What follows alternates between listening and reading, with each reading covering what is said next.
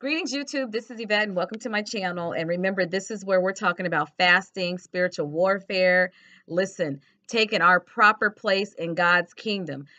I am to the point where I'm not playing anymore. Listen, too much has been going on in the atmosphere, in the spirit realm. The enemy has really been attacking. And I've been getting messages from people saying they quit fasting because warfare just started happening. Listen, stay the course. I will tell you what's going on. I just dropped my slipper and now my foot feels like it's kind of cold. And I like to have my slippers on my feet with my socks. But anyway, listen, the one thing the enemy does not like, he don't like when we fast.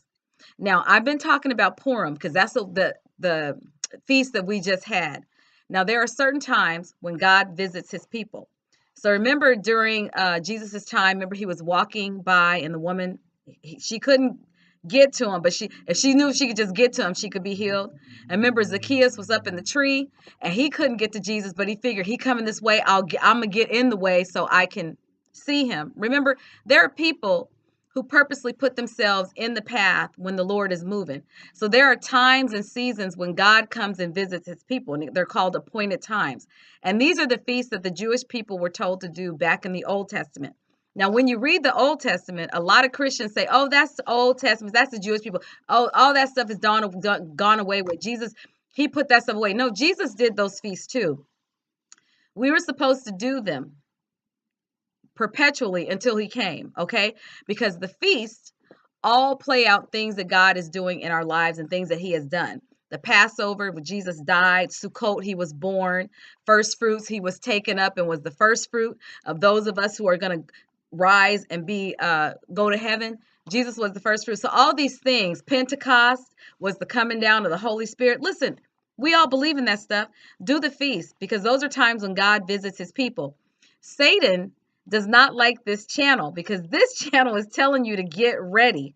He knows that God comes and visits us at an appointed time as well, and he don't want us doing it. So if he could knock us off track, look, they gearing up. And listen, I'm gonna tell you something that really is messing him up. So in Purim, when Esther needed to hear from God, she needed grace and favor. She told Mordecai to tell people fast for 3 days, no food, no drink. And I've said this in another video, but listen, no food, no drink. We call it today dry fasting, like it's something new. You know, Ecclesiastes always already told us there's nothing new under the sun. Nothing new. They were already doing this. Anytime a king, a kingdom needed to hear from God or they needed victory, everybody would fast, even the babies. Now, I would say that's harsh. That's hard for us. I don't know that when I was fasting that I would put my baby on a fast. Listen, even when I was nursing, I did not nurse. I mean, I didn't fast when I was nursing. But then, of course, I'm in a different spiritual place spiritually than I was back then. If I'd have been getting this kind of meat and food, oh yeah, we would have been fasting while I'm breastfeeding. We would have been. But listen, no food, no drink. So we getting ready to gear up for this. So tonight is Shabbat. At evening is Shabbat, and we're gonna go to church and break bread and have our communion because we do that weekly at our church and fellowship with the Lord. Saturday, so I'm supposed to be meeting up with my niece, but listen, we getting ready to gear up for another fast. So let's start our fast. I know some of you go to church on Sunday and you like to do Sunday dinner. Let's start our fast Sunday evening. At sundown, Sunday evening, we will start our fast and let's go 3 days. No food, no drink. Listen, if you can't make it, because I know what happens, because I know when I did this before, every single time I did it, I make it 2 days, 2.5 days was a struggle, and I had to drink something. Because I know the enemy wanted me to not do that 3-day fast. Listen, I am challenging you. Do a 3-day fast and you're going to see some miracles happen. But don't be moved by the enemy. When stuff starts happening around you, just know that is nobody but demon activity trying to get you distracted because they can't touch you, but they can distract you. Now, recently, I have gone through something where I was physically attacked by a family member, and no, I was not expecting that to happen, or I would have better prepared myself. So from all of that, now some other things have ensued where there's now a criminal case pending. You know, there's a member of the family that wants me to drop charges. Well, it's beyond dropping charges because once the state picks it up, oh, it's that person in the state because they violated the law. Am I going to go in and say, no, they didn't hit me. They didn't. No, I'm not. You hit me. You were another believer and you allowed the enemy to use your body and had you try and harm me. So you're going to pay. There's natural consequences that happen with that. But I'm telling you, the enemy is coming out crazy and coming out bad. And you know what's happening with me is God is just inspiring me. He's giving me word. He's giving me direction. He's giving me victory. He's blessing me.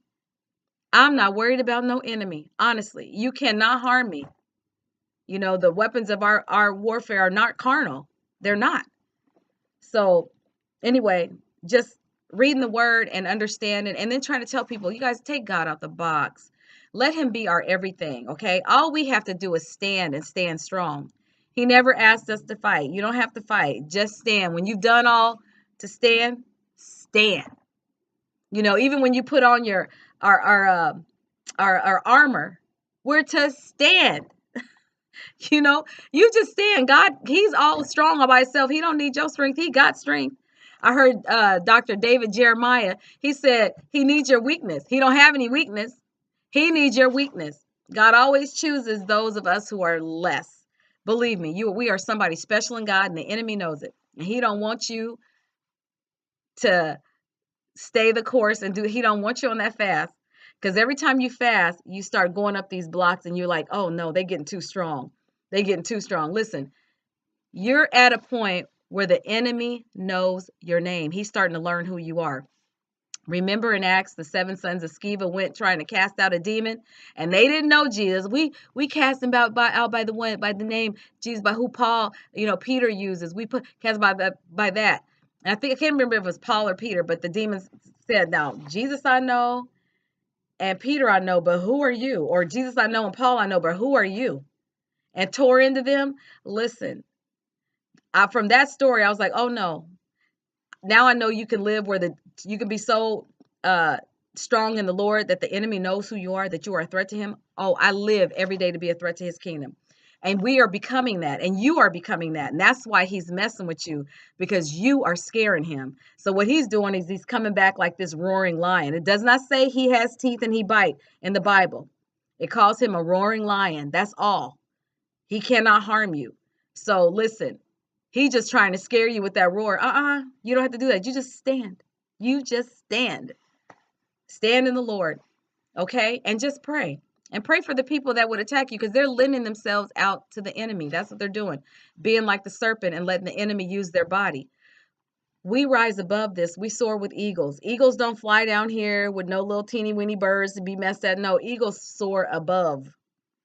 That's what we doing, soar above, okay? Because we're in heavenly places with the Lord. I'm going to sign off because this is about 8 minutes, and I like to get to the point. But listen, let's fast. If you're going to fast, shoot me a little message at the bottom. I'm in. Sunday night, sundown, we doing this for 3 days, okay? And I'm sorry I haven't been on the web for a while, but I've been busy, okay? When we talk about the enemy and warfare, yes. So I totally understand it. But I'm praising God the entire way, because we are victorious, okay? And I got my crown on because I'm queenish all day long, all right? Okay, you guys. So I'm going to sign off, and Lord bless you. We got this. We got this, because our God is bigger. He's bigger. He can do mighty things. If you want to know what he can do, go back and read the Old Testament, and you ask God, Lord, give me wisdom to understand, wisdom to apply what you've given me. Pray for wisdom, because when you pray for wisdom, everything else comes. Just read about Solomon. Everything else comes to pass. You ain't got to worry about sweating nothing else, because you get everything else, okay? Pray for wisdom. All right, you guys take care and be a blessing to somebody else. Pray that the Lord give you some and enough to bless somebody else, all right? But we need wisdom so that we don't get tricked out of our money, all right? You guys take care. Bye-bye.